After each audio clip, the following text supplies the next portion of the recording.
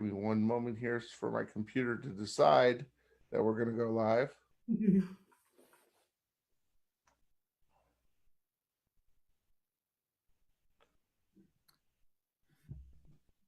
I'll make my screen bigger too. Oh, there we go. All right, fantastic.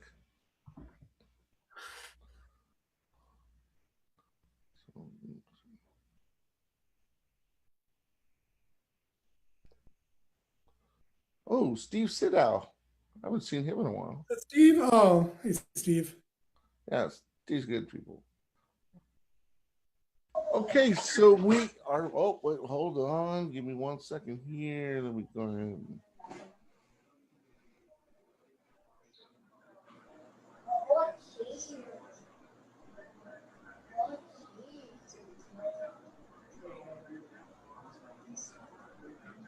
Um.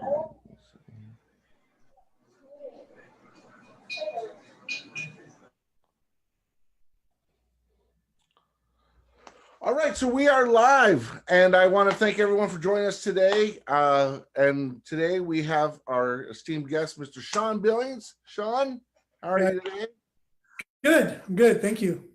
And if those of you who don't know Sean's work, Sean is a trumpeter, composer, arranger of the Los Angeles area. You've heard him play with you've heard him play with Selena Gomez, U2, Elton John, and you might know his work with the Brian Setzer Orchestra. So, and Sean's a jack of all trades, and just your all-around trumpet player, and great guy. And so, Sean, thank you for joining us today. How are you today, man? Good, man. Thanks for having me. I'm looking forward to it. It'll be fun. So, Sean, why don't you go ahead and tell us about your background, man, and how you were, how you got in, how you started, how you got the horn in your hand, all that good stuff. Yeah, I mean, basically, it's kind of the standard. I started playing in 5th grade. And, I'm from Mission Viejo, California. Moved around a lot as a kid, but then kind of settled in Southern California when I was 10. And so that would have been whatever, 5th grade. Started playing then, and really fortunate in retrospect to have a really good band director for elementary school. Steve Benefield was his name, and I think he just retired a couple of years ago. And I it wasn't like I had these acclamations to be, or this idea of being a musician. You had to be in band at my school for like 2 weeks, and after then you could kind of decide if you wanted to stay with it. And I picked trumpet because it looked cool. Like, it wasn't some big epiphany. And my parents were gracious enough to get me a private teacher right away. So I kind of was taking lessons from day one. And with this a woman named Karen Kazak, who is just, I mean, to this day I still hold her in the highest regards, not only as an educator but as a player. She ended up teaching junior high band for a long time in Southern California, but there's no reason she couldn't have been a full-time professional trumpet player. I just know she loved teaching, and she was actually a Stamp student, so she studied with Jimmy Stamp, and kind of got me on that thing right away, as well as like the Arbenz book and all the classic stuff. So it was kind of like day one. This is kind of what you're doing. So played obviously elementary school, junior high. At the end of junior high, I knew I wanted to play trumpet, but I was kind of going through this phase, that I didn't know if I wanted to do like marching band and all that kind of stuff.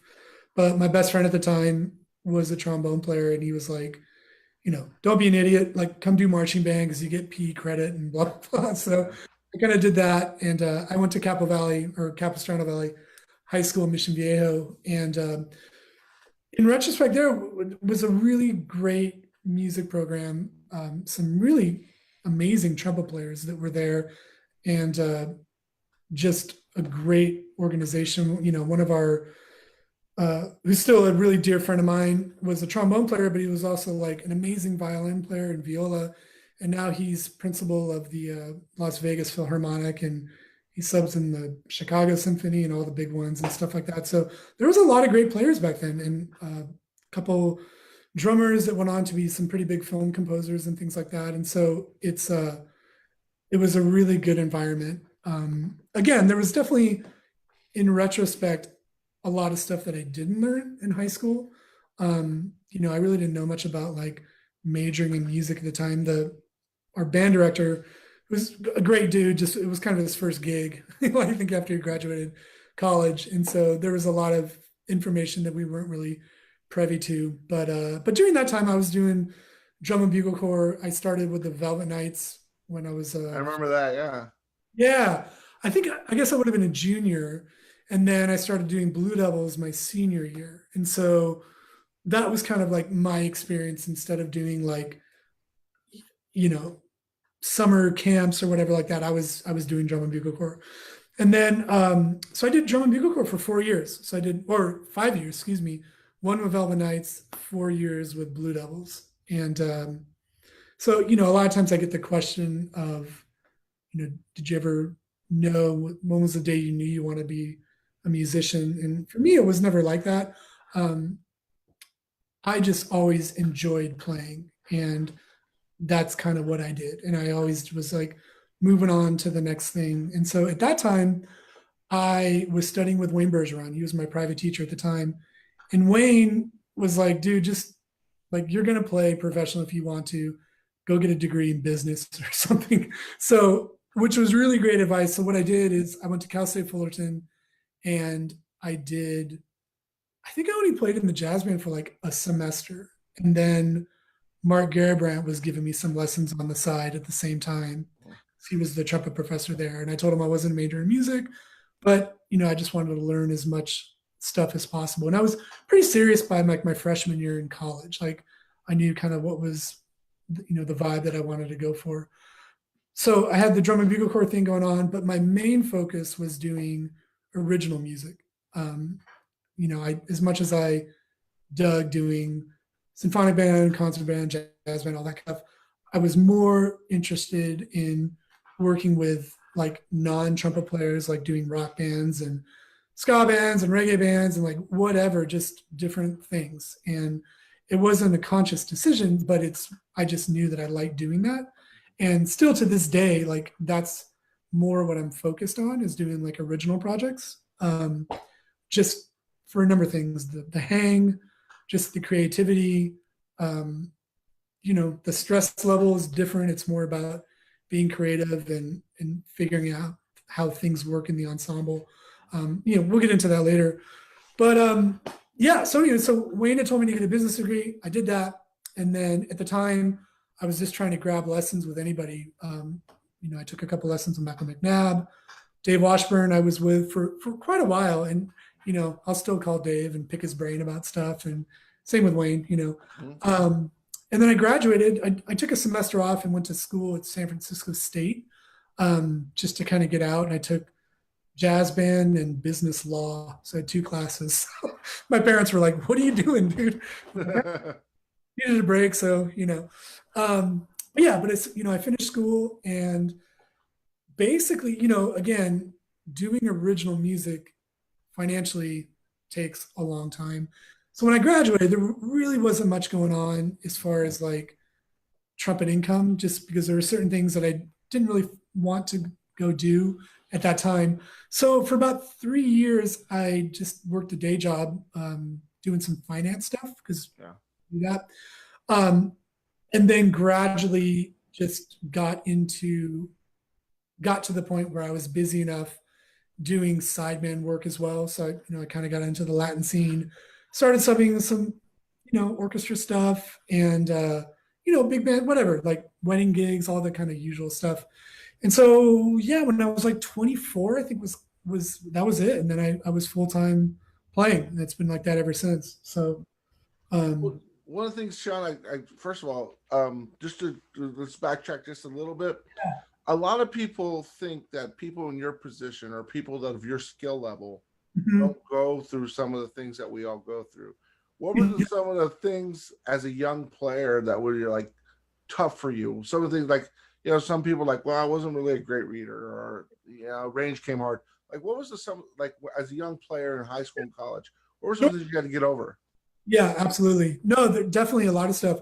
Um, there was a point, like I said, when I was doing original music, there was probably a point for like 3 years where I didn't read any music because I didn't have to. Because, in a sense of like sight reading, right? You're just in the studio making stuff up. A lot of times you just have it memorized and you just go and record, play. And then, we were doing a lot of gigs as an original band, but you have everything memorized. So I'll never forget when I sat in with a really, really good Latin band. And this was Yadi Morey's band at the time when like Jimmy Brantley had moved to town, Luis Arkansas. So all these Cuban dudes who like grew up with that stuff are in the band. And it was funny, mom and play. And she called me, she's like, oh, you should, and my mom's a piano player. And she was like, you should go check out this band. Like they're really good. And so I checked them out and met Luis and, the thickest Cuban accent you can imagine, and I'm like, where are you from, bro? Cuba. So I sat in with those guys and we're going down to read a chart. And mind you, I haven't read music like in 3 years. And it's like not a clean chart. I'm like, what the hell is going on? So, case in point, my butt got handed to me that night. But so I had to revisit that and kind of things that I always tell my students that if it's something you really want to fix, you can do it really quickly. So I locked myself in the practice room for like a couple weeks and got everything back. And I just was reading charts, got the visual thing going. And it was like, all right, cool. We're good with that. So yeah, that was definitely a thing at some point. The one that really jumped out at me, I think, is just more like style stuff. And in my situation too, thankfully, I don't really remember like anything where like I lost a gig because it was, I wasn't cutting it. It was, something, if I stopped playing with somebody, it was not really something I did for the most part, like kind of like more things out of your control, which is always kind of comforting. But I think for me, I'm always aware of stuff that I need to work on. And the thing that always came back to me was style. Just if I'm playing something, I want to make sure I'm doing the right style. And so I don't know if I wouldn't call it a struggle, but it's something of like the education process that you need to be aware of. And, I didn't want to be somebody that was going into a gig and be like, oh, he sounds good, man. He reads the part. It's fine. No. I've always wanted to be like, you sound authentic. Like you really know Yeah. their style, whatever it is, like whatever you're into. And I always tell people too, like, it's totally cool if you're not into a certain style of music. I mean, that's fine. Just because it's music doesn't mean it's always going to like perk your interest. But that was something that I dealt with, and I still try to think of that to this day. If I'm researching a project, I really want to get not superficial with it, but really down to the nitty gritty kind of things. Mm. Yeah. So that I think sight reading, with like we said, I mean, everyone goes through that at some point. I think things that came easy, like range stuff came easy, but again, it's like I tell a lot of people, like, especially when doing master classes, like go on YouTube, man, you'll see 500 people that can play high G's and high double C's, but the guys that have this style are the ones that are working. And so I think, unfortunately, there's this idea of like the more chops you have, the more talented you are. But yeah, that's a big myth. It's a huge myth. it really, it really is. Yeah. And we all day talking about it, but when you have the right style, that's the idea, and most of my work, like the last few years, has been like just for the most part, like sax, trumpet, and trombone, just like a 3-piece horn section. So the tenor player and trombone player could give a crap if you could play high G's, like they want it to be in tune and stylistically accurate. They don't want you playing so that compete. Like there's a lot of that just comes, and that took me a long time to figure out too. I mean, I know how I played in high school and college, and I hear tapes now and I'm like, oh, you know. So I think that's like kind of the never-ending struggle is just kind of figuring out like what you want to sound like, and you actually, this is another good thing when we're talking about things you deal with. It takes a long time to get to the point to where you're comfortable admitting like what you can't do as well as other people, and that just kind of comes with like trying to crush your ego and I mean, I'm friends with some world class orchestral players, and I'll go in and sub with an orchestra, and I think I do a fine job. But I forget that those guys, because they're really good friends of mine, are so amazing at it. I'm just like, Yeah. oh yeah, I can't do that. Well, the same reason. I'd rather, like me, I sold my pick a couple years ago because Yeah, I'd rather give it to someone who can do that stuff. right. Yeah, it's just like I get called once or twice a year for it. I might as Sure. well just give the gig to someone else. Yeah. Exactly, exactly. So that's that can actually be kind of liberating too, because um, you kind of decide like what you want to focus on and all that kind of stuff. So, it's everyone's different, and so I think you just have to be true to yourself on that, or you just like, yeah, I can't do this and I'm going to keep on practicing it until I can. I mean, there's something really beautiful in that as well that you can kind of go after. So, Well, one of the things I really like about the way you went with your playing, Sean, and I think a lot of teachers don't talk about this with their students, is that we're taught you got to be able to read what's on the page, you got to be able to solo like Lee Morgan, you got to be able to this that, but a lot of teachers kind of shun the band thing, like hmm, joining a band or doing original stuff. right, It's like, well, you're not going to be a success unless you're just a hired gun type thing. And that's not true. Some of the greatest trumpet players are guys that just played in bands all their life. And sure. so one of the things I want to ask you is when you thought I really like original music, man, how did you make that happen as far as saying, okay, this is what I want to do. How do I go find that? And how do I make that something I can actually rely on Right. and build upon?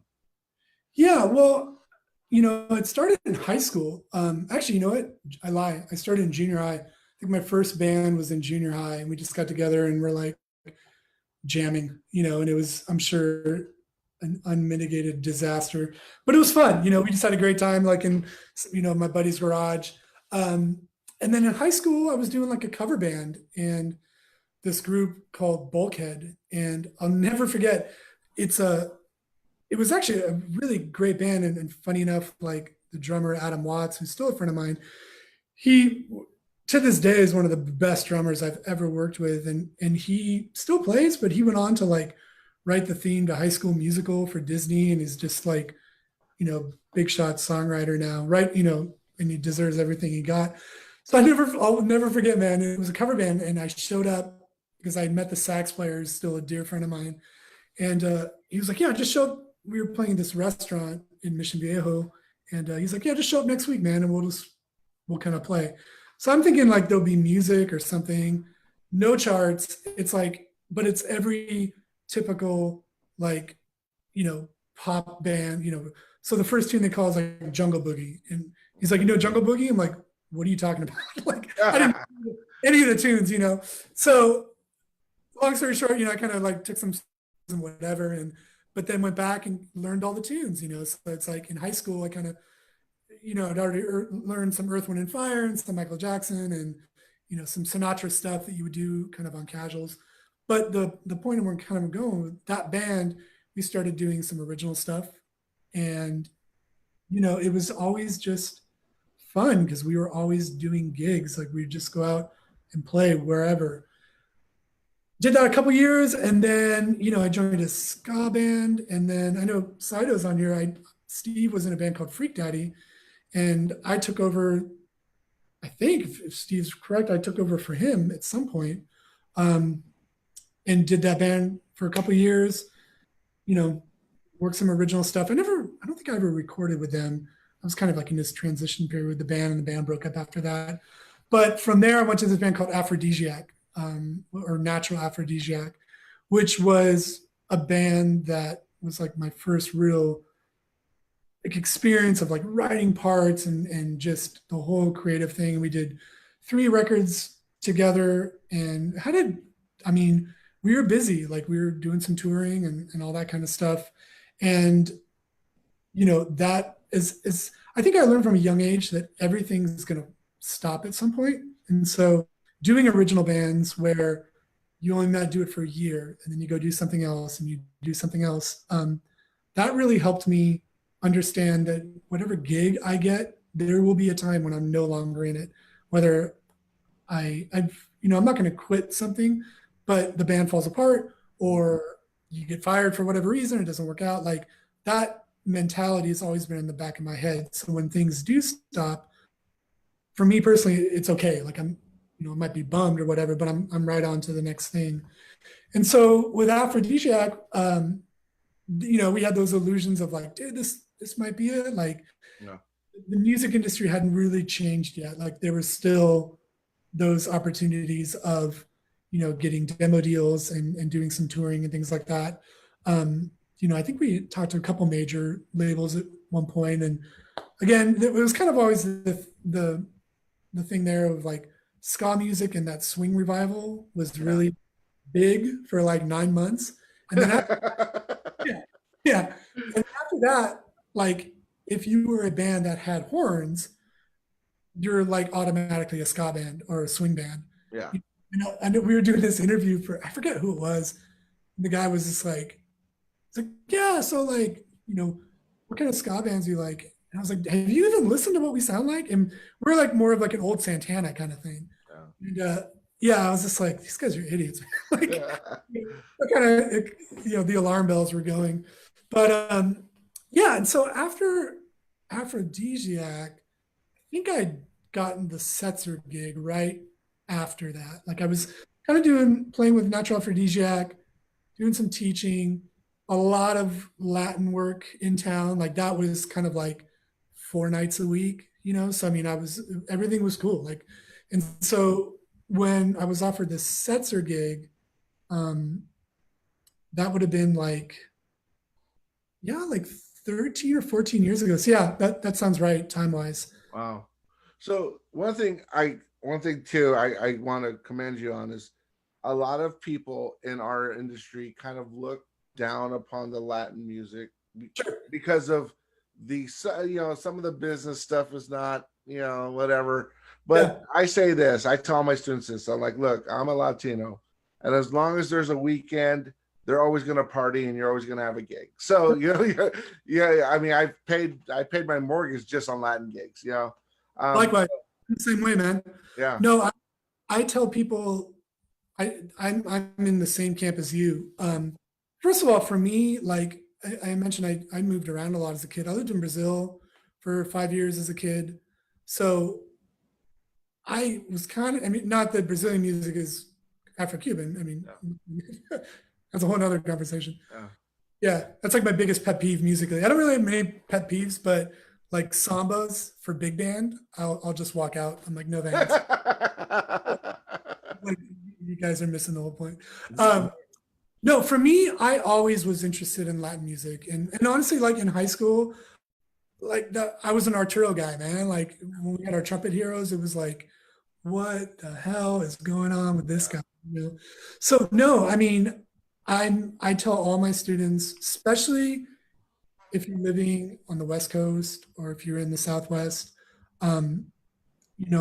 all the big gigs, every single one of them is because of doing Latin bands. I got the Setzer gig because I was doing a bunch of gigs just the previous few months with Sal Cracchiolo. Oh, yeah. And so they offered the gig to Sal first, but I can't remember still doing Poncho at the time or if he was doing Tower yet. I forget the idea, but Sal and I were working against a lot together. So he was like, no, I can't do it, but call Sean. That's how I got it. Like directly from a Latin band. And then when I started working with Gloria Trevi and Alejandro Guzman and Joan Sebastian, those are all 3, huge Mexican singers. That was all because of the salsa scene, because they would hire the big Latino pop bands from the salsa scene, Right. So no, and even like the I did the Academy Awards this year with Elton John, and Ron Blake put that together. I met Ron doing salsa gigs. So I I tell all my students, you got to learn that stuff, because I think what happens is we think that American music is like the only popular music. Yeah, exactly. Let me tell you, there's a lot of countries in the world that speak Spanish, and like all their pop music has horns in it. All right. So yeah, no, I'm the complete opposite. Now, if you don't like that music, don't do it. Yeah. For me, I always liked it. So it wasn't like I'm going to do this because I know I'll get these other gigs. I just always found it a great combination of harmony, rhythm.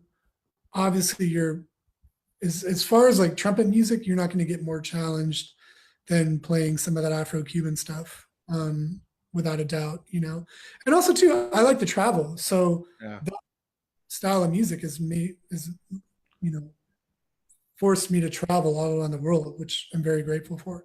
Well, and just a side note, Sean, I think you would concur with me when I say, it takes a lot of technique to play that stuff, and it takes a lot of chops. Yeah. And that type of stuff. I mean, it's just a lot of people don't see the musical value in it, but there is. I mean, it's tough, and Oh yeah. And you got to have, technique, and you got to have chops to play. So Oh, yeah. No, I've seen dudes fold that are amazing players and just laughing. You're just like, damn, dude. You're just like, I thought you'd last at least 2 songs, but yeah, it can be fun. And it's always a party when you're doing that yeah. stuff. It's good. And that's how my current band, Jungle Fire, started, is, kind of meeting some guys in that scene. And then, that kind of came together. But yeah, no, I tell people, man, if you want to start working right away and you want to be consistent, like the Latin scene, there's definitely an opportunity. No, it's funny, I never did mariachi. That's not my thing. But like, speaking of like work, my friends who do mariachi during the lock have been working all Oh, like, yeah, they're like, yeah, bro, like, I don't know, a couple gigs a day. I'm like, wait, what? Yeah. So there's a lot of opportunity for it. And again, like I said, I try to tell my private students that, like, you got to be able to judge when a gig is worth doing. But most of the time, I tell people, like, 99% of the time when you're younger, just say yes to everything, because you never know who's going to be on the gig. You never know who's going to be listening. I know a few times that, like, I was doing some random gig and somebody was in the audience that kind of dug what I was doing, and that led to some recordings or whatever. So, you can't be picky, in the beginning. Even now I try not to be that guy. It's like I try to do, but I like to play. Like, I like to play trumpet. So it's like, if I'm available, I'll probably say yes to it, unless it's something that I experienced before that I don't want to do again. Well, to quote your former teacher, Wayne, I've heard him say many times, don't turn down a gig, it's just experience when you're young. It's just experience, So, like, I mean, I've been on situations where some heavy cats are on there and they're like, oh, I don't, just, lame gig, blah, blah, blah, whatever. And then we play something, and then, like, stylistically, it's not accurate. We're doing some pop stuff and they want to throw like a bebop line over it. Like, and you're like, no, dude, like, I get it. So yeah, so you're right. It's that experience that you get. And then when you do get a little bit older, then you can be like, kind of, how to handle things. And there's so much more involved besides just the music. I mean, especially when you start getting on the road, like, you can get fired for, most of the time guys get fired from gigs. It's not because of the way they play, it's the personality thing. Yeah. I would say most of the time it's that. So, well, to quote, first of all, that's some great advice. And Steve said, I'll just say this. To quote Steve, I said, good to hear your story and passion for original music. So Steve just wanted me to relay that to you. Nice. Thank you. So, but one of the things I heard a lot about you, Sean, and we've never met in person, and hopefully that can change. But one of the things I've heard from a lot of our mutual friends is that you're so easy to work with. You're so easy to work with. And let's talk about the Setzer gig. Sure. You know, the thing is, I hear a lot of people, you either love it to death or it's not for you. You know, Right. But the thing is like you said, you know, when you guys go out for Christmas and it's that whole month, one of the things I hear a lot from the guys on the band that are my friends and yours is that you're just this great guy. You know, you're just a great guy to hang out with. You're great to talk to. But can you talk about, first of all, what the book entails? Like what is sorry, forgive me. What is required of you from the book? And again, what kind of person you have to be to stay on that band? Sure. Yeah. So when I started, I forget the year it would have been, maybe 06 or 07. I'd have to look. I don't know. I came over, there was a pretty big change in the trumpet section. There's basically 3 spots open. Before, like, Willie was still in the band, Willie Murillo, and he had left. And I think Bob Bennett had left. I forget who else was doing it. Might have been Kai Palmer at the time. I can't remember. I talked with Willie and he could jug my memory. But so Steve Reed was on the lead chair. And then I came in with Brian Scanlon and Jamie Hovorka. And so it was great because it was basically a trumpet section of 4 lead trumpet players. And at that time, if you haven't heard Steve play, I mean, he's a freak of nature. Yeah. So Steve, I mean, he did pretty much everything. And then I think I played a couple lead tunes, and I think same with Jamie and Brian, you know, but Steve is just an anomaly, you know. And it was kind of like, yeah, he's dude. a monster, man. Yeah, it's pretty amazing. And so at that time, my responsibilities weren't that crazy. I had a couple tunes. But if you're talking part wise, like, there's some legitimate crazy stuff on there. I mean, you definitely need a really consistent working high A, B flat, B for sure. Like, it's written in the parts and things are voiced that way. So yeah, there's that kind of thing. And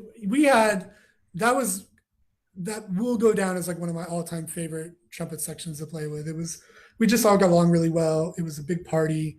There was a lot of work. We, you know, going to Japan and a lot of cool stuff. It was just great. It was just show up, do your gig, you know, kind of play your ass off, and everything would be cool.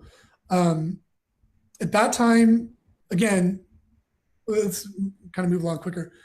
Was that for a couple of years? Steve got the Prince gig. So Steve left to go do Prince's band. I kind of jumped over.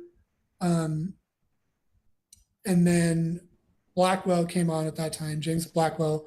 So then it was Scanlon, James, myself, and I think Ron Blake was kind of doing most of it, you know, whenever he wasn't doing Poncho. And so at that time, you know, we were kind of talking earlier, we kind of split the book up evenly, for the sole fact of, like, we didn't want anybody to be like sitting on a 3rd book or a 4th book for like 6 weeks, getting back into town and then having to go do like a lead trumpet gig and just being like totally out of shape. You know, it's like, it's not cool. Like, and there's no reason for that. We wanted to kind of stay in shape, have a good time, and not get bored. You know, I mean, if you're playing 4th all day long, you'd be like, dude, can I do something? Yeah, but again, like, I should have thought it through more. You know, I ended up getting some of Steve's old parts that were, you know, the double D crap, and you're just like, Yeah. all right, maybe it'll come out tonight. You know, but it was great though, because I was playing on pretty big equipment back then, and when I joined, Jamie, Brian, and Steve both played much smaller stuff that I was playing, but they were, I mean, getting massive sounds and just playing all night. So I kind of made a conscious effort that I was like, all right, I'm going to try to go smaller and, you know, to see where I can get to it. And those 3 guys were really, really helpful to this day. Like, we all kind of, you know, swap ideas and all that kind of stuff of seeing what you could do. And I got to the spot like I couldn't play as small as like what Brian and Steve were doing, but Yeah. definitely got to where I could play smaller, and it made um, when I would hear myself back, it sounded better. The sound was a little bit clearer, and I could focus more again on the style of the music and not like just trying to make the notes come out. Right. Just trying to get through it. Yeah, I was like, okay, finally I can play. Now I got to figure out how I want it to sound like. Um, yeah, so I mean, I always enjoyed the book. I mean, it's a hard book for sure, but I never, minus if we're doing like a TV thing or something, like I never felt like a pressure of like, oh, okay, if you miss a note, you're gonna get a talking to tomorrow or something like that. And from day one, I actually had a really good relationship with Brian, the boss. We got along from day one, and it was cool. Like we'd always talk and hang, and yeah, it was fine. So that's my experience. Yeah. And like I said, the thing before is that a lot of, again, for a lot of the young kids that do watch this, I got a lot of, and debunking myths is kind of my thing on this thing. Okay. Because there's a lot of, the old school teachers that are teaching the young kids now. Yeah. The same etiquette things aren't the same anymore. Like the lead player does all that. No, like in LA, Wayne passes, you pass, all the greats pass. Sure. And I think that's a big thing that a lot of young players don't understand, is that they feel that they have to, especially if they're sitting in the hot seat, Right. that they can't delegate the responsibility to a qualified, Yeah. And so that's another thing too. Also, let's talk about this. I'm getting questions, Sean, and if it's cool, can we answer some of these questions? Yeah, absolutely. Okay, so this is from Mark. Mark's a buddy of mine out of Pittsburgh, and Mark asks, he says, Sean, when you're on a high profile gig, okay, what is your mindset going into something like that, not knowing what you're going to see? Right. My take on it, like kind of working with like some students and maybe going through like some anxiety things or just kind of developing. For me personally, I know it's just repetition. If I'm doing something, it doesn't have to be the same thing, but if I'm in an environment where I'm doing it consistently, it's fine. You just get used to it. As far as preparing for that, so say, you're working towards this goal of something, you just have to put yourself in an element practice wise that can duplicate it as much as possible. And I don't think there's anything that does it quite that way, but you have to do that, whether it be, sight reading something in your studio and you read it top to bottom and, mistakes and all, that gives you a good, kind of idea of what to expect. I always have people like, if they feel like they get nervous on something, I'll make them do like, 30 push-ups and then immediately and play the solo because the heart's like, Yeah. And like, dude, it's not going to be that bad, but I mean, I've done, and I'd be sitting here lying if I said like, we weren't nervous, like doing TV spots because, as a kid, you could go play something and mess up, it's done, but nowadays, like every person has a cell phone in your face, it's on TV forever. And so you just try to get to the point where you're like, dude, like no matter how good I play it, there's going to be some person that's be like, well, I wouldn't have played it like that. Some troll. Yeah. Yeah. And you're like, all right, couch commando, I get it. But, so that's, I mean, I don't think that's like a great answer, but that's just kind of how I prepare for it. And just putting yourself in those elements. Like when I got the Jawan gig with John Sebastian, that's a good example because there was no rehearsal. And the first show we did was like 20,000 people. And I had to sight read the gig. But I had done so much of that music that by the time I got there, it was kind of like, all right, we're just reading another chart, and you kind of except there might be something weird, maybe a couple things that are off, but it goes well. And one thing I've noticed too, uh, a lot of the stuff that we hear in our own playing, most other people don't. You think everyone's going to be hyperactive and like, oh, what did you just played that slur, you know, not like it sounded on the piano. And a lot of times they don't hear it, you know. Um, so I try to keep that in mind, but I think it's just preparing whatever it is you want to do.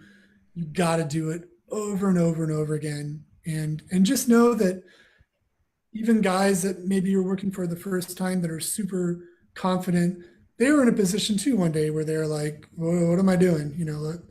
Nervous or whatever. So that's kind of my take on it. My buddy Eric Javel is a good analogy. He's just like, it's not like you're going to die if you make a bad note. I was like, that's kind of a good point. Yeah. So yeah. So hopefully, Mark, that answers your question. But I mean, it's just trying to put yourself in those environments, and just playing and practicing as much as possible. And Dave Washburn had a really good quote about that when I was studying with him. He was like, you don't want to go into a gig like when you're not at that level yet. It's like, it's okay to wait a couple years before you sub in some big band or some orchestra. He's like, you don't want to go in and not do the best job. Like, you don't want to go in and just not be at that level, because it's a long time for those people to forget about it. Yeah. I've seen guys move to town that are like all gung ho, like, oh man, I should be doing this, and be, okay, cool. Well, let's try you on something. And then you get a text from the band leader and be like, yeah, dude, don't send that guy again. Wow. It's like that time is gone. It's like, oh, maybe that guy should have been a little bit more aware of kind of where you're at talent wise before you're jumping on something, So I think, that's really important too, is just being really realistic of what you're capable of, Yeah. This is great answer, by the way. This is from Jack. Jack's a buddy of mine in New York City. Oh, nice. He says, Sean, I love your work with Brian Setzer. Great sound. Love your sound. Is it true that LA is the type of town that if you make one mistake, you're gone and you're forgotten about? And if so, if that is true, what can you do to either hide those mistakes or what can you do to kind of correct that type of opinion of people who have that about you, that first opinion, that first impression?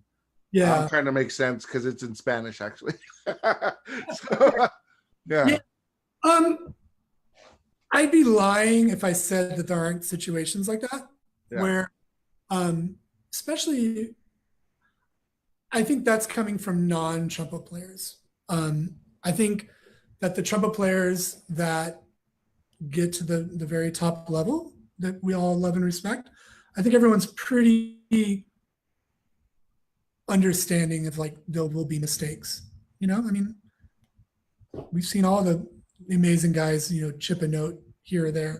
So I don't think in the trumpet community that's much of an issue, in my experience. And if guys act like that, you don't want to be around them anyways. But I mean, I remember the first time I got to work with Malcolm McNabb, and just ready to crap my pants, and he was as sweet as can be to me. And so that was really comforting that someone at that level would be understanding of kind of what's going on. But yeah, I have a couple composers that I work for that I do some contracting for. They might be like, no man, like what's up with that guy? And, it's like, I'm like, dude, just give him a break. Like, come on. Like it's easy when it's on MIDI keyboard, So yeah, I would say sometimes it could be not in the trumpet community, but someone else that it's not just going after trumpet players. Like they just, don't understand the limitations of an instrument but again, when you get the composers that are at the amazing level, they're totally understanding. I subbed for Wayne and Joey Sellers' jazz aggregation, which, I mean, Joey's like one of the most brilliant composers alive, and his book is so challenging. But I mean, Joey knows that there's there's dudes that have been in the band for like 20 years and there's still mistakes on the concert, so he's that person, he understands, Yeah. So yeah, so that's kind of my take on it. A way to hide it, just blame the other person. It wasn't me, it was Wayne. It was Wayne. Yeah. Actually, Wayne did something funny. We were like, this is years ago. We were doing this session for this video game called WildStar. So the trumpet section, Wayne, myself, Malcolm was playing principal. I think Barry Perkins was on there too. So the four of us. Oh wow. Yeah. That's a great section, man. Yeah, it was a lot of fun. There's actually some really cool footage that the composer put on YouTube. I'll send it to you. I didn't know it was on there, but it was really funny. I think we were at Sony Studios, we were at Sony, and Malcolm was like bugging him from a different session, and so we had a question about the music, and Wayne was like, Malcolm, he's like, can you ask him about this? And Malcolm was like, no, I'm not asking. Like, I don't feel like it, or he was like, I don't want to get in trouble or something like that. So Wayne raises his hand, and the composer Jeff Kurtnacker is like, yeah, Wayne, what's up? And he's like, Malcolm wants to know if this. So, yeah, that's great. I was saying my go-to though, like if we mess something up, and they'll be like, oh, can you guys, what's up with that? I'd be like, oh, let me just try it a different way. That works good. That's awesome. That's great advice. I got a question from Steve Sidow. Any certain tricks or techniques that those guys shared that helped with playing chops, etc., on the Setzer band?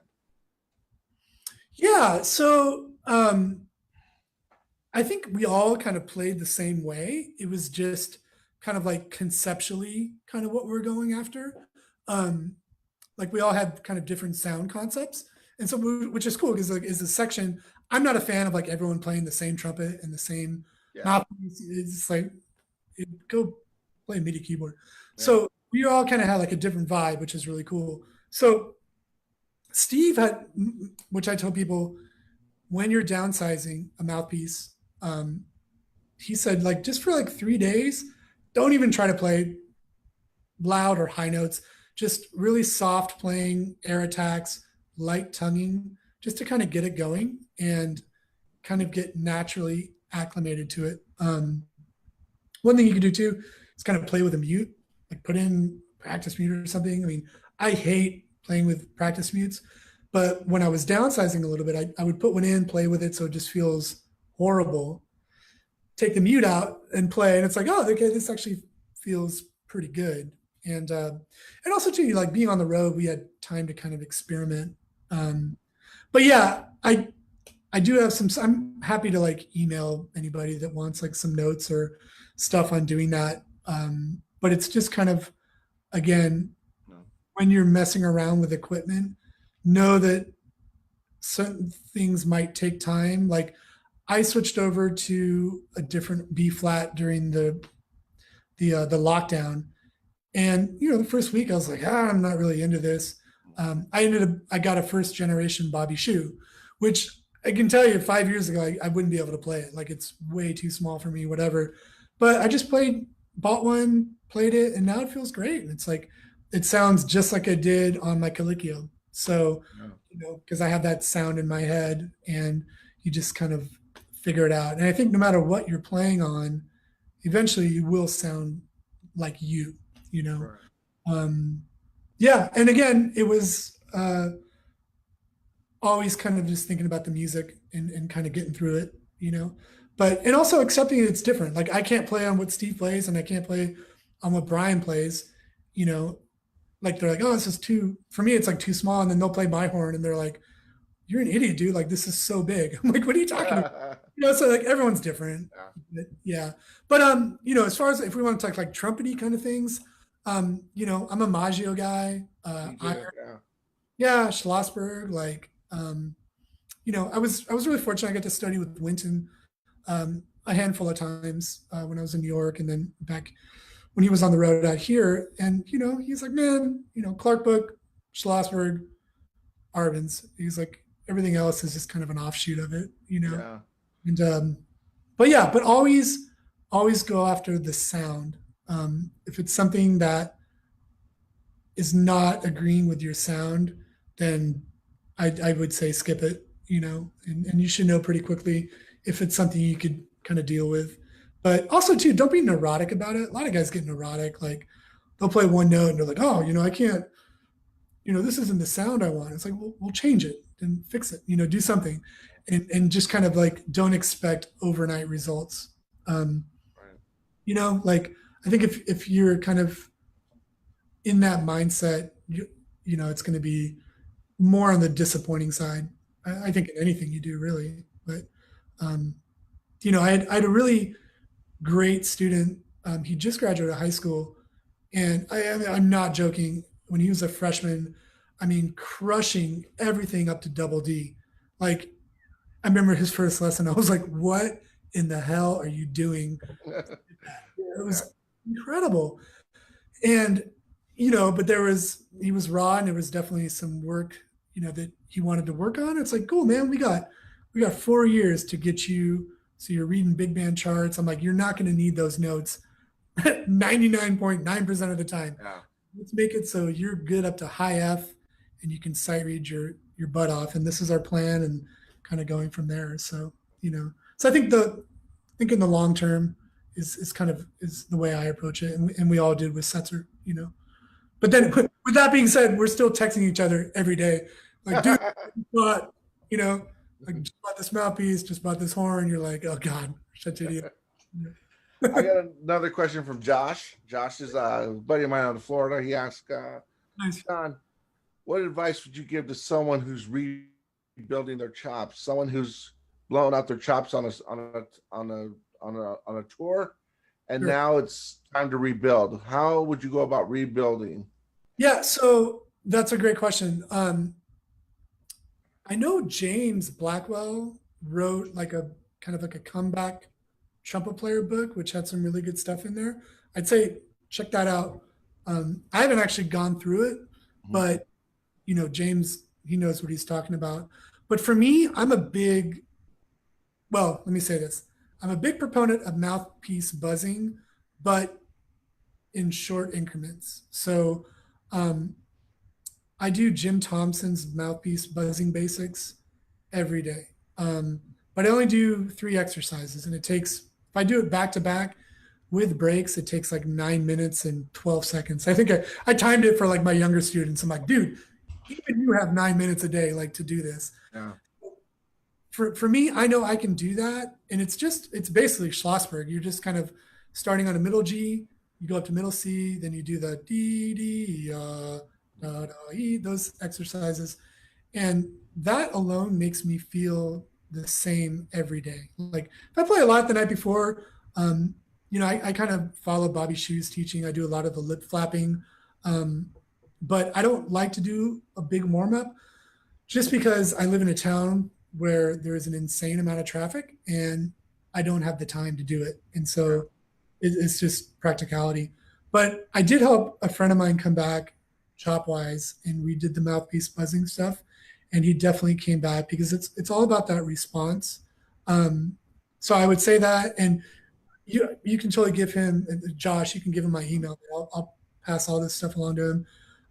I think pianissimo air attacks every day are really important. Malcolm would always talk about that, just to kind of get the air going and the response.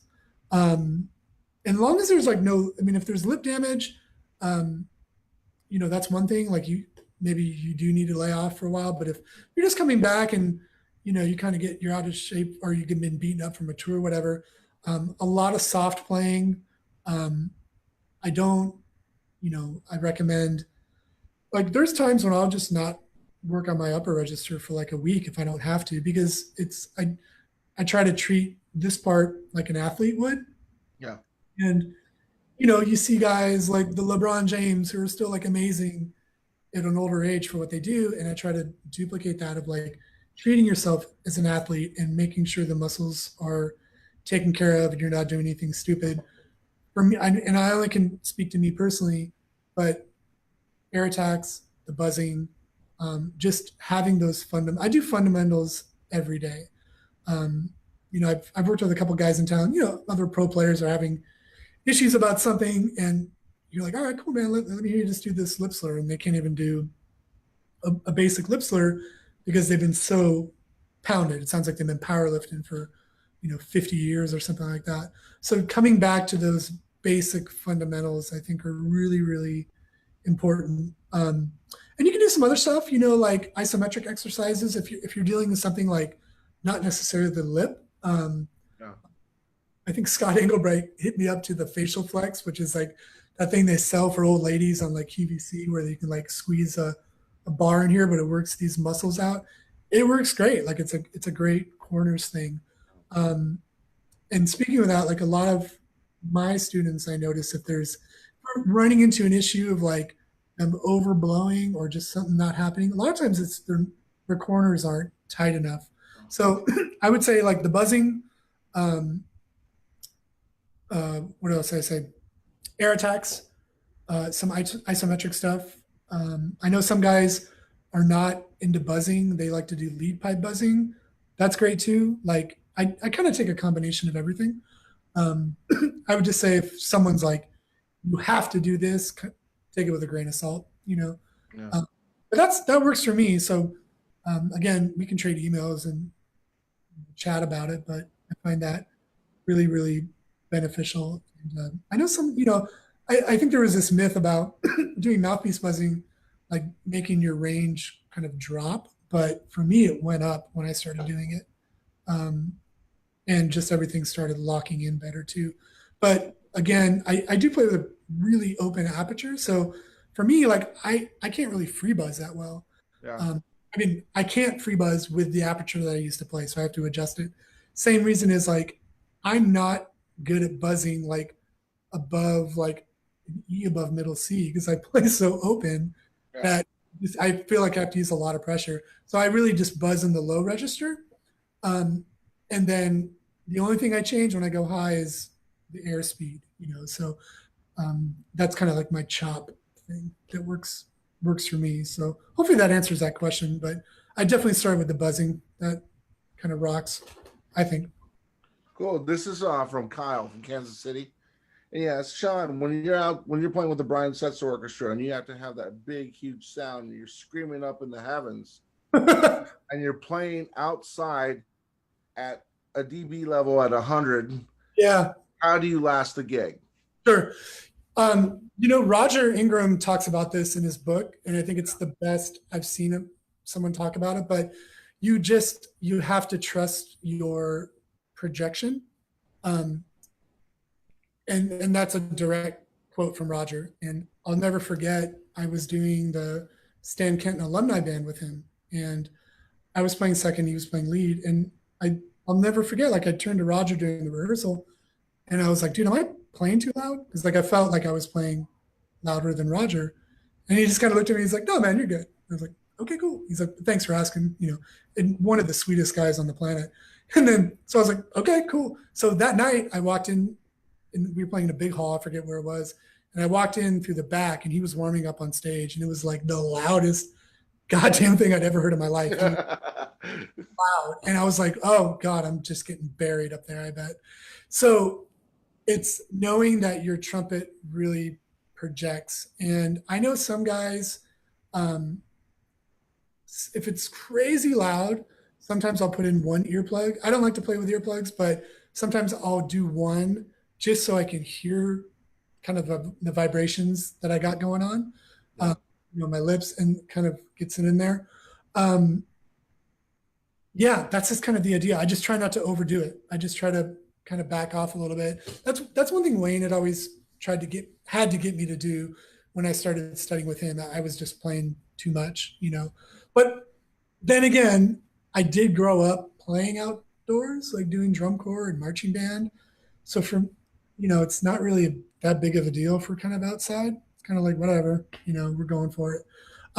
But for someone that doesn't have that experience, just back off a little bit, like that whole 80% mentality, like you're playing at your 80% volume. So if you do kick it up to 90, it's like, whoa, but you want your 80% to be 100% of what's needed for the gig, Yeah. So that's kind of the vibe. Also, too, with Setzer, we're all mic'd, so um, we do have that going for us. But then again, Brian's playing through two giant guitar amps, so Yeah. I don't think our mics are really doing anything.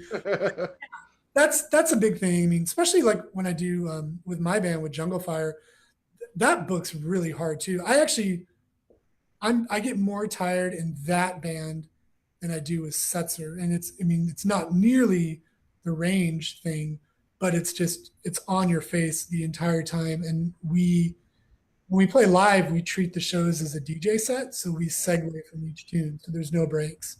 Oh, So wow. literally just playing the whole time. So that's a really good example of like learning how to pace yourself and like, because I've had buddies come in and sub and they'll call me. I'm like, "Oh, how'd it go, man?" And they're like, "Dude, I was out by like the third tune, and Yeah. they think they can crush it the whole time." So Yeah.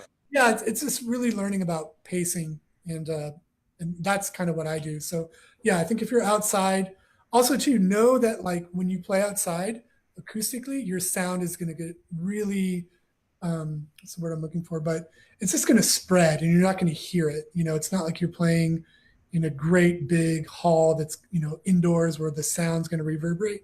The sound basically goes out and then that's it. So, yeah. Yeah. I got another, and Sean, I apologize, man. I know we're almost out of time here, but I literally have nothing going on. We can go as long as we want. okay, man. Yeah. Okay, I got first question. This is from Cynthia. She says, "I'm just beginning to play pop music, Uh-huh. and I'm finding out that I'm tiring out after the third set.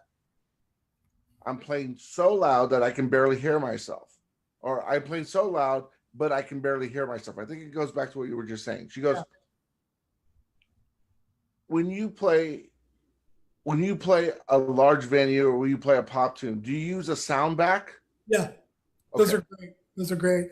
And I've never had an issue with like somebody saying, um, like a production person, that like a choreography person being like, "What is that? Can we get rid of that?" Yeah, those are awesome. I will say that when I bought it, I hated it to begin with, because it was so much. But um, then I got used to it, and it was great. Yeah, I totally recommend those. They're really, really, really nice, especially if you're trying to compete, man, with like a guitar player, a drum set, keyboards, all that stuff. It's way more efficient, and also too, man, like you can play more musically when you have that. Yeah.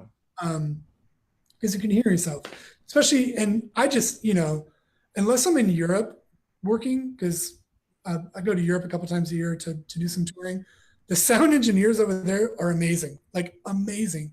And I don't need the sound back there because I can actually have the monitors work.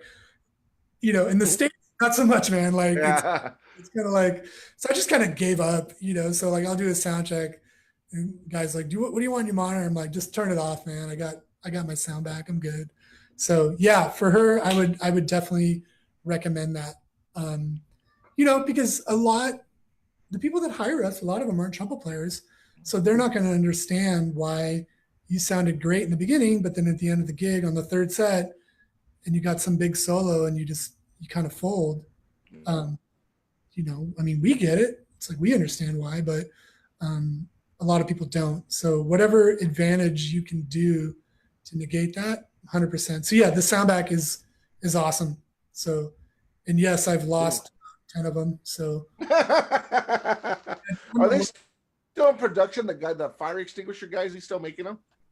The guy. no, as far as I know, I'm not sure, but I think, Okay. yeah, I think so. So yeah, I'm the worst, man. Like how many Harmon mutes I've left at gigs, music stands. Like I'm just like I've accepted the fact that I do that. So it's just like, oh yeah, okay. That's awesome, man.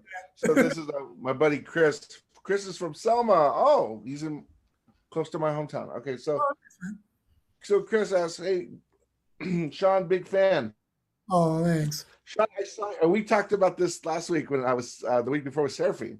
he saw you on the Audio Technica website when you're demoing the mics. Oh, yeah. What mic? He goes, "Is that the mic you use to record now again, or do you record with something else? What do you use? What mic do you use to record with?" Yeah. So I have a studio here at my house. And then I have another studio that I'm partners with the guys in my band. And so here, let me probably get it. I actually just got this one. Can you see? Yeah. Yeah, this is great. It's a Vanguard V4. I know a lot of guys like the ribbon mics, and I do have a ribbon mic up at the main studio, but this is a large diaphragm condenser. It works really great for pop music. It takes anything you got, and for me, like for Latin stuff, I tend to go that direction. I was really fortunate that with the guys in Jungle Fire, our percussion player Alberto Lopez. We have 3 percussion players, but he is a wonderful audio engineer, and so and I'm going to turn around because I got to plug my computer in because I'm running out of batteries. No worries, man. Joel Soifer, who mixed my first solo record, he was in the studios at the Earth, Wind, and Fire studios in the 70s and was working on a lot of those records. So he was really great of like getting these misconceptions out of like what kind of microphones you have to use. Because it can be a really dark black hole as far as like buying microphones and all that kind of stuff. So yeah, this Vanguard V4, it's $400 with shipping, which, it's $400. It's a little bit of money, but you can use this and it's going to sound great. I did, what did I use this for the other week? So I think it's an Xbox game that's coming out, and I did it here at the house for this composer I was working for, and he's super picky and he loved it. So I really recommend them. They're built in Southern California. You can buy them online. But then the ribbon mics I use, I can't even speak. I'm a really big fan of the Coles. The 4038. Yeah, exactly.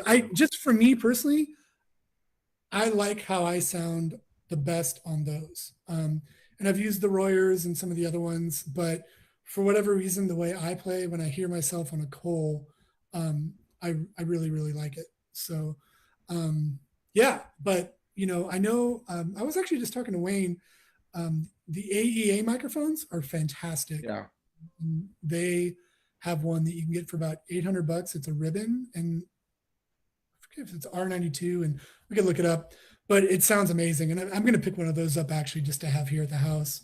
But but you know what, to be totally honest, man, like they're so close. You hear a bunch of them. It's just kind of personal preference, And a lot of it too, there's a science behind it. There's the room, there's this, you're not going to sound as good as you are at Capitol Records than you are in your home studio. Yeah. But you know what? But it's funny you mentioned that though. Like I've heard stuff done in the homes and it sounds amazing. Like, if you have the right, like my living room actually has like vaulted ceilings and it's wood flooring. Yeah. So I recorded it there and just A and B'd it with some stuff I did at some of the bigger studios that I had files for. And was it as good? No, but it was pretty dang close. Like close enough where it didn't really matter. So Oh, here's a great question. And I always ask, I think I asked Seraphine this, but I want to get your take on this. I think we even talk about this. This is from my buddy Joel. He's out in Las Vegas. He's a band leader. He says, Sean, love your stuff with the Brian Setzer Orchestra. As a band leader yourself, how do you feel when young people carry these on the gig? Selfies. Oh, on the gig? Yeah, that's a no-go. Yeah, it's so there's one time now am I going to say like I've never done that before? No, I've done that before. I'm not going to lie and say that, but the gigs that I contract and the guys that are kind of my crew that I hire, um, I don't really worry about the behavior thing. For me personally, when I'm hiring dudes, so I don't have to deal with that because they know that it's like the time or the place. However, if they are taking a picture, it's probably for a really good reason, so I kind of let it fly. But in all seriousness, no, though, if I'm on a gig and I'm a sideman and I see people doing that, I'll let them know, like, bro, you should probably put that away because people will flip out. I would say the only time it's acceptable is, in all seriousness, jokes aside, is if someone calls a chart or like a jazz standard and you don't know it, you could be like, all right, I'm going to pull it up on my phone and read it. Because I've done that. Like been on some, those big event wedding gigs and somebody called a tune and you're like, oh man, I kind of know this, but I don't want to like embarrass myself or ruin the event. So I'm going to pull it up really quick.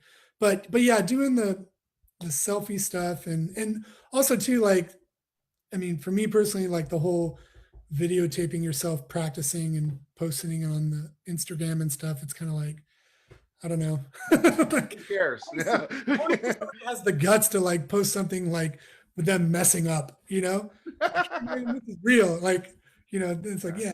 But yeah, I think, in all seriousness, being professional means, respecting the job that you're there to do, staying focused on it. And that's a big thing. I think, like, if you have your phone and you're doing stuff, you're not staying focused on what's going on. I have a really good friend of mine who is one of my first call guys that he does that stuff. He's not a trumpet player, and I always have to bust him for it. I'm like, dude, come on. Like, he plays so good though. It's like there's no one else that can replace him. So, but I think like keep it professional. And there's a time and place for a picture. If you guys want to get a picture after the gig, cool. Go for it. So that's I know. To add to that, I've talked to a lot of your peers out in the LA area, and some of that music, the composers or the whoever you're recording for, whoever, they don't want that thing released. They don't want it out to the world. That thing is secret. That thing is kind of a and for you to take a picture of the score or the trumpet part or something like that, that could really get you blacklisted. A lot of young people do not understand that. These composers, they don't want this thing out yet. Also, too, like, I don't want everyone knowing what I'm doing too. Like sometimes, like, and somebody made a good point. Like, you see these people are like posting about their vacations while they're on vacation. You're like, oh, I know where that guy lives. I could go, exactly. And, raid their refrigerator or whatever. But yeah, one of my biggest he's a very dear friend, but a guitar player who's one of my favorite musicians of all time. A guy by the name of Patrick Bailey. He's actually, fortunately, he's in my band Jungle Fire. But I just kind of like defer to him on anything. And we were talking about social media stuff, and he's like, you kind of want like an element of mystery to yourself as an artist. It's like when you know, like, I don't want to know what like my favorite musicians are doing for lunch. Like, it's like, I want, I want that guy to be like this mystery. That's how you tell people, like, when you meet your heroes, a lot of times it's kind of disappointing. You're like, oh. Yeah, that's true. Also, just to touch on the social media thing, just recently, last week, I want to get your take on this. Last week, I was sitting in with a combo, and I played really safe because the person was filming, and I couldn't do my thing because I had to play real safe. Right. Because now, how do you feel about when someone's sitting there with their camera right in front of you? Yeah, I mean, it's annoying, but I've just learned to deal with it. But I also try to like think of it this way, that most of that situation, it's somebody who's really, most of the time, they're not a musician. And so they're really enjoying the moment and they want to remember it. And I also try to think that, like, I probably would have been doing the same thing if I had a cell phone when I was in high school. I can guarantee that I would have been up in Arturo's face, like, yo, dude, playing to my phone, I can't like sit here and be like, oh yeah, I'm so much better because like I don't do that. But it's like that's what like my kids will be like the Xbox for like 3 hours, and I'm like, dude, like go outside. But I get it. I'd be doing the same thing. But yeah, I don't like it, but I've gotten to the point where it doesn't bug me anymore. Yeah. And sometimes I'll just try to play off of it. Like I'll just put my bell right in their face or something like that. But thankfully I haven't seen many of those end up on YouTube and gone viral for the wrong reasons. Well, I know that there's one of our peers that played the national anthem, and it was Yeah. televised, and he cacked Sure. double A at the end, and it was his mission in life to get that video taken down. But anyway, so I know, man, that's why I always tell people it's like it's difficult now because we feel that we're in this environment where you can't make mistakes. yeah, Not even like music, man. Like just even, I mean, if this half the stuff that I have said in my life, if that was documented online, like yeah, I wouldn't be working either. So I mean, we have like a text thread going between like Serafine, Javier, myself, a couple other trumpet players. I'm like, man, like, don't let this get out. If someone hacks our phone, we're all dead men. But it's we live in that kind of culture where there's like no mistakes. And if it's like there is a mistake, then it's like, well, he's just a crappy trumpet player. And you're like, really? like, exactly. Oh, man. So I got they're coming in, so give me a second here. I'm not doing anything. So this is a great question, man. This is Tabitha. She's a player out of South Carolina. Oh, cool. Wow, Tabitha, you're staying up pretty late, 6:00 there. Yeah. She asked Sean, do you still get nervous, and if so, how do you deal with your nerves? Yes, and whiskey. Whiskey. No, yeah. And we did the Academy Awards this year with Elton John, and I mean, I was feeling the butterflies. Like you walk out and you just get one take. I mean, not so much anymore. It gets better. Like it's maybe a few times here and there, but I've kind of learned how to play through it. Just kind of make sure you're breathing right and just kind of go for it. Again, my whole thing is just being secure in the way you play, and just knowing that like you're the one that's there doing it, and anybody else would probably be in that position too. It's a funny story. Like we were doing, I forget what it was, but we were Warner Brothers, and it was Wayne and myself, and I think Malcolm was playing too. And it's really funny. I was playing third trumpet, so I'm like, great, coasting. The whole day is great. And we turned this cue over, and granted, I don't get to do a lot of that stuff with those guys, but I was on, and big old third trumpet solo. And I was just like, are you freaking kidding me? Like, and with a full orchestra, and Wayne just leans over and he's like, better you than me. And I was just like, oh God, this is not helping. But you just kind of like just calm everything down, go for it. And the way I think about it, Dave Washburn had a really good quote. He's like, if you don't get nervous, it means you probably don't care. Yeah. And so I was like, yeah, it makes kind of like a good point. Good advice. Yeah. But it's really funny though. I don't get nervous for big crowds. If I ever nervous, it's like a small kind of thing, the bigger the crowd, it's like, cool, let's go down. We were doing something in Mexico with Gloria Trevi, and I think it's like 50,000 people in that stadium. And, I have this big solo where I have to play a big double A over her vocal.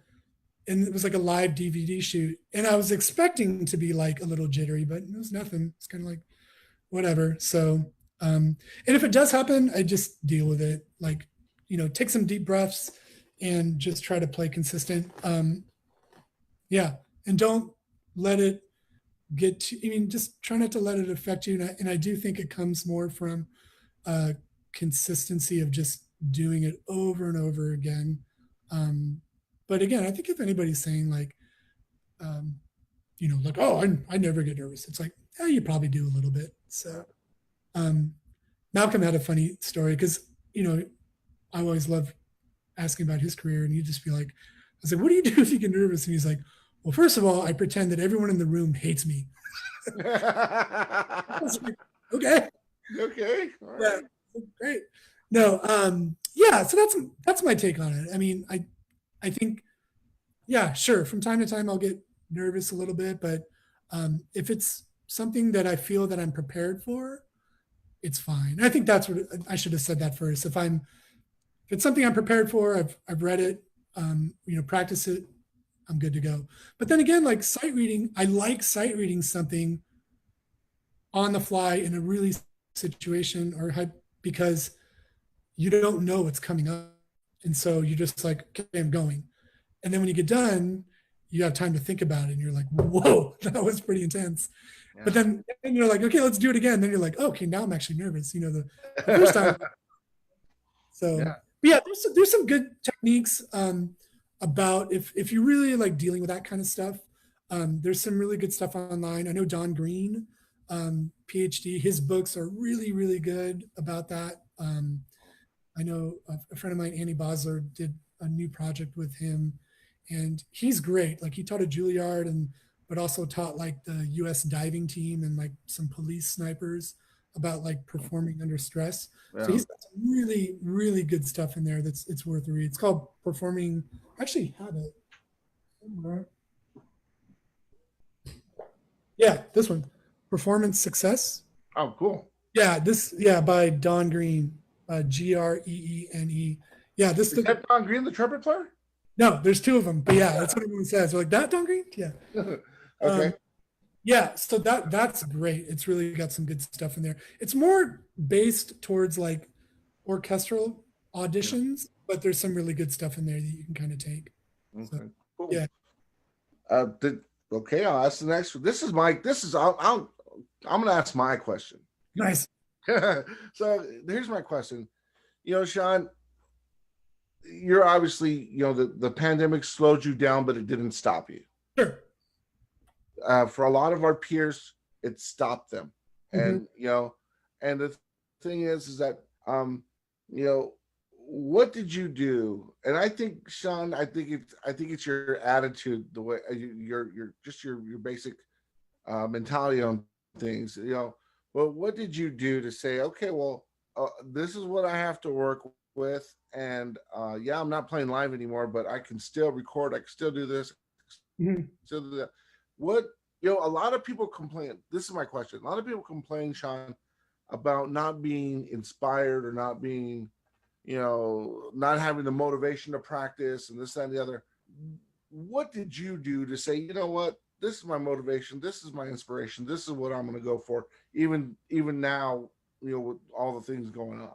Yeah, so again, not to like kind of like minimize the situation, because like I'm fortunate to be in a situation where I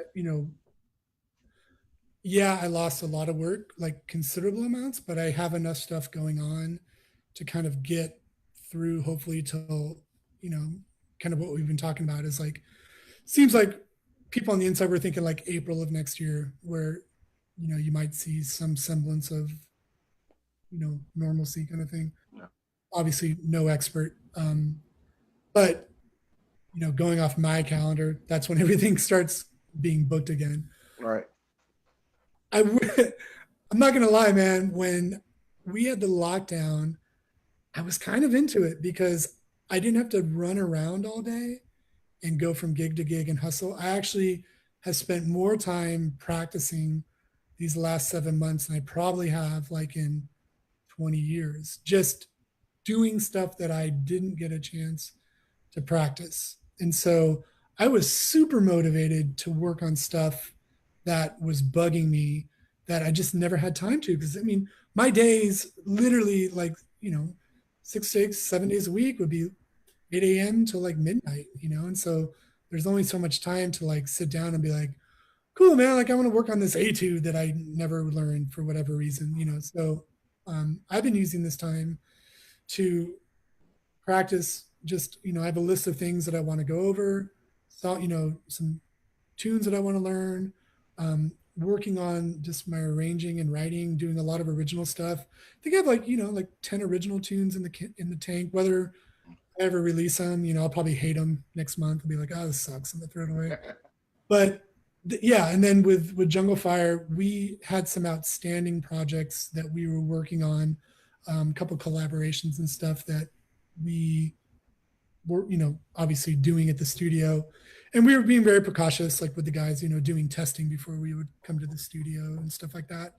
Um, and thankfully, no one in our crew has gotten sick or anything like that. But yeah, but I used it as more of a motivational thing, because if I'm sitting there thinking like, now I have like every day I probably have like 8 hours, 5 hours to practice. I'm never going to get that time back. It's like being in college again, and also too, like, I'm teaching I have about 15 private students, but since we're doing it online, it's the time frame is a lot more condensed, so I can work on other stuff. So for me, I used it as like, I want to make myself better on a number of things, you know, um, do a lot of reading and, just things like that. So that's kind of what I'm focused on, just trying to stay in the moment, kind of like take it day by day and say, this is what I'm doing today, this is going. And again, like, I look at my calendar for next year, everything looks great, a lot of stuff overseas and, stuff here too, but it's like, it's all hypothetical. If that falls apart, yeah, I know it's not my fault, and we were talking like, yeah, there's some amazing players that have been forced to, like, get jobs not in the music industry. Um, and, that's no one's fault. Well, I'll blame somebody, but it's not your fault. Yeah.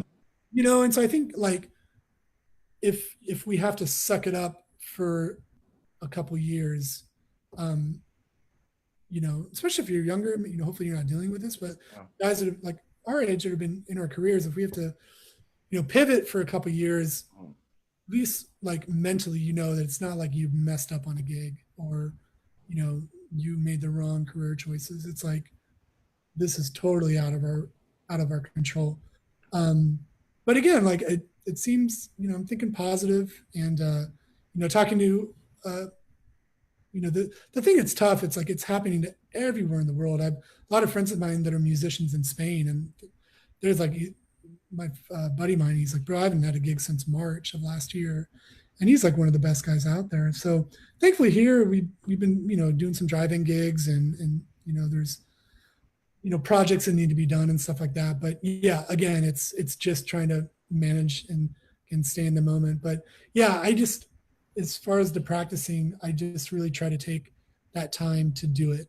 And just try to make a list of like, this is stuff I need to work on and try to get a little bit better at it, So Yeah. but then there's days I just want to lay down on the couch, Just watch Netflix or something, Yeah, I get it, man. I'm in your camp on that one, and this is and again, Sean, I want to thank you for your time. I'm going to take one more question, but I want to thank you for your time, my friend. Anytime, man. Yeah, you're a great cat, and it was great, having this time with you, and I want to thank all of. Anybody needs my email or phone, they want to throw some ideas around, you can totally give it out. I'm more than happy to talk about stuff and all that. So and I've noticed that a lot of the guys like yourself and guys like Seraphine that are at that level, are the most approachable guys, nicest guys, So for those of you, I tell people, like, you have to be, especially, there's amazing players all around the world. Like, everybody's replaceable, and if you think you're not, then it's like, I don't know, man. Maybe not, but like, every day you're seeing somebody come up, you're just like, man, he or she can play. It's it's you have to be at that level, and it just makes you more of an enlightened person, I think, if you can, just be friendly and get along with people. Yeah, you guys are great human beings. That's what I was going to say is, but here's the last question. Get together in public, though, then it gets crazy. So here's the last question. This is from Marcus. Marcus is in New York City, and he's asking this question. He says, Sean, I am a junior at Columbia University majoring in music. And nice. I'm second thinking of my career choice because of COVID and the effects afterward. Right. What is your recommendation to someone who's having second thoughts about their career move to being a professional musician? Right. So yeah, we've been talking a lot about this. And first of all, tell them congrats on being in Columbia. It's amazing. Yeah. I think that, and again, I do think positive on this. And this country specifically has shown time and time again that people want to go out and party and have a good time. And I think that when there's a concern about live music not coming back to what it was, I think that it's going to be the opposite at some point. It's people need to go out and get that release. And so I think that, yeah, maybe we're going to kind of see kind of the downslope for a little bit of time, but I do think it's going to come back. And that's not just my opinion. That's also talking to friends of mine that are agents that, you know, do stuff that's not on the performance side. And all of them are real pretty gung-ho against, like I said, about like March or April kind of going forward. So I would say like the only time that you should consider like not keeping the music career going is if you personally don't want to do it anymore. If you have your heart set on doing it, you should go for it 100% of the time. And, you know, in your situation, I know you said you're a junior. I mean, I got to imagine by the time you graduate, things are going to be kind of rocking and rolling. Now, with that being said, it also is contingent like on the type of music you're doing. I think that, you know, there is some legitimate concerns about some of the big orchestra stuff or, you know, big touring Broadway shows. Just because, I mean, you look at like what's popular, what kind of popular music is out there. And, you know, what's our fan base for, you know, our brass quintet or our big band or something like that. And the thing that concerned me is more what I saw before COVID was like losing audiences, you know, certain genres. And so I think that needs to be addressed is like, how do you make it so younger people can come to these shows or we can have a better time, you know? I mean, I love going to see orchestras play. I mean, you know, I subbed with the Pacific Symphony and, you know, I got to play with Ellie Phil with Snarky Puppy once. And I just wanted to yell like, yeah, this is great. You know, and, you know, you felt it was a little restrictive. And so I think we need to figure out how to make that environment fun. That's why I always tell with like Latin bands, like there's always going to be work for that. People want to go out and dance, party, have a good time. Like that will always be there. So when they're talking about reconsidering the music career, I would say just be very careful that you're doing it for the right reasons and not just because of what's going on right now. Especially when you're young. I mean, you have a long time to develop. But depending on what you're majoring or what kind of music you're passionate about, you do need to be realistic of what opportunities are out there.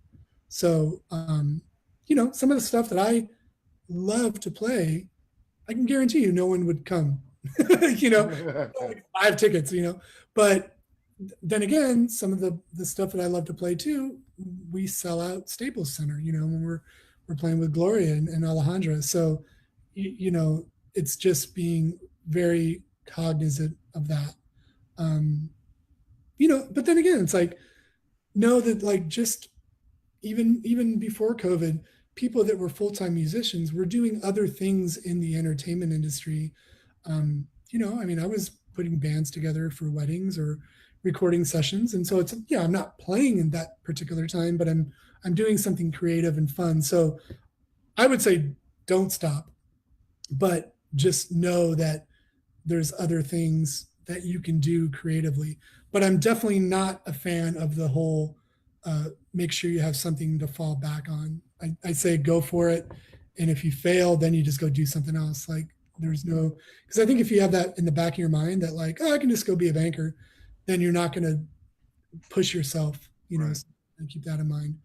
But yeah, but I'm feeling positive about it. Again, just like I'm no expert, but just from the people I've been talking to and seeing kind of what's going on.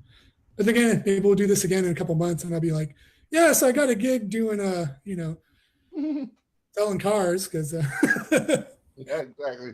So, Who knows? Yeah, but I think it's your whole outlook on this thing, and I think that's important. It's your outlook. And sure. another thing as well is a lot of students don't understand that the information they're getting from their I would say their instructors, Mhm. the opportunities that were around when their instructors were working aren't the same as now. Right. You know, Right. all your peers talk about the studio scene going like this, diminishing. And yeah, it's not what it was like in the '80s or the '90s or even the '70s. So Yeah. those careers aren't going to be as you know as available for the next generation coming up. Yeah, and the one thing I say about that, this is one thing that Wayne had told me, and I try to tell people, is like you can have an amazing career and not set foot in a single like big recording studio. Like the having that thought process of like that's the top, I don't think is necessary. Um, and so in regards to the studio stuff, yes, like the big orchestral recording sessions are seen to be, spreading out all over the world and kind of going down. But me personally, like I'm doing 2 or 3 sessions a week for random things, whether it's a small horn section or overdubbing some trumpet solo stuff. So there's more recorded music going on now than there ever has been. It's just you have to find where it's at and what kind of people to be involved with. So I always tell young people like get involved with like whatever instrument you play, like get involved with other musicians that don't play that. So like Right. go play with rock bands, go play with a punk rock band, go. And so not only are you unique, but you're also the only person that plays that instrument. So there's a couple clients that I work for that, for whatever reason, I mean, I work with them, and if I'm not available, like they just don't even use the trumpet, which is funny because I'm like, I can get a guy, and they're like, nah, that's fine. Or just, So, um, you know, my buddy Ron Jubla, who he was Ricky Martin sax player and wonderful sax player in LA, and he works at Musicians Institute, MI. Where I'm going to be teaching at too in the fall. The Ron, I say like go get the gigs that no one else wants because then you're not competing with 100 people and you can become your own artist and all that kind of stuff. Yeah. So I think that's really significant to think about, like doing the gigs and doing something that is a little off of center. Like don't feel like you need to be playing in this big band or that orchestra to make it. Like there's so much other stuff out there that you can make a great career. It just might not be where kind of you expect it. Right. So yeah, so I know there can be that mentality of like, oh, we're not all going to be John Lewis or Yeah. Chris Martin or it's like, but there's so much other stuff, and Yeah. you can do that and be really happy doing it. It's just kind of figuring that out. But that's what I kind of go back to working with original stuff because there's always original music going on, and the more you can branch out, you have other things going on and whatnot. So that's my take on it. So That's great advice. So that's and a lot of people need to hear this because they don't know. I mean, they only know what they've been taught. yeah, And when they hear from someone like you saying, "Hey, you know, there's more fruit in the orchard. You just got to go look for it." yeah, that's why with my private students, we do a lot of playing by ear. So much of the recording stuff I do now, there's no charts. Yeah.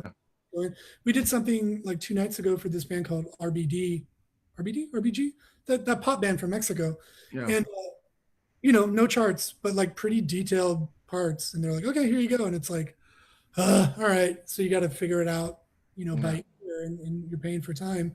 So there's a lot of situations like that. So as important as to be a really, really great sight reader, you need to really, really be able to play by ear quite a bit. Nowadays. So, which is something that we don't traditionally get to do a lot. And Yeah. so that's why I always tell people, you go to jam sessions, go jam with people, just make stuff up, so you can get that experience. Right. Yeah. Well, Sean, first of all, man, thank you so much for your time, brother. Anytime, man, we can do it again whenever. People like, again, if anybody wants to talk more in depth about anything, I'm around. So. And guys, just side note, Sean's like one of the nicest cats out there. If you ever, I'm pretty sure if you want to take a lesson from him, he'd be more than happy to help you with that. You just contact him via Facebook or Instagram. Sure. And if not, I can give you his contact info and put you in touch with him. Yeah, but sure. I want to thank everybody for joining us today. This was a great webinar, Sean. Again, thank you for your time, brother. Yeah, thanks so much. And it was great having you, man. And everybody have a safe and happy holiday coming up. Happy Thanksgiving. And we'll see you next week. And Sean, man, we look forward to seeing all the stuff you come up with, brother. Sounds good, brother. I appreciate it. Later, man. All right, see you guys. Bye.